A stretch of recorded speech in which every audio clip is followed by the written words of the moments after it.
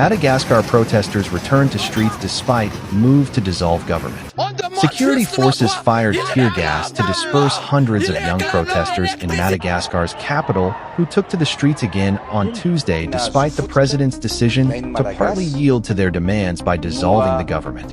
Andry Rajoelina went on state television late on Monday and said he wanted to create room for dialogue with young people pressing for access to water and an end to power cuts, and promised measures to support businesses affected by looting. In a message on the protest movement's Facebook page, some of the protest organizers said they were disappointed by his speech and demanded an apology from him and the now dismissed prime minister, as well as the firing of Antananarivo's administrator. Others went further, waving placards with messages such as, "We need water, we need electricity, Rajoelina out." Footage of protesters marching in the capital Antananarivo, broadcast on the privately owned broadcaster Real TV Madagascar, showed.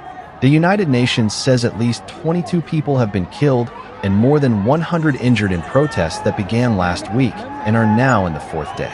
The Ministry of Foreign Affairs has rejected the casualty figures shared by the UN, saying the data did not come from competent national authorities and were based on rumors or misinformation. Inspired by the so-called youth-led Gen Z protests in Kenya and Nepal, the 4 days of demonstrations have been the largest the Indian Ocean island has seen in years, and the most serious challenge Rajoelina has faced since his re-election in 2023.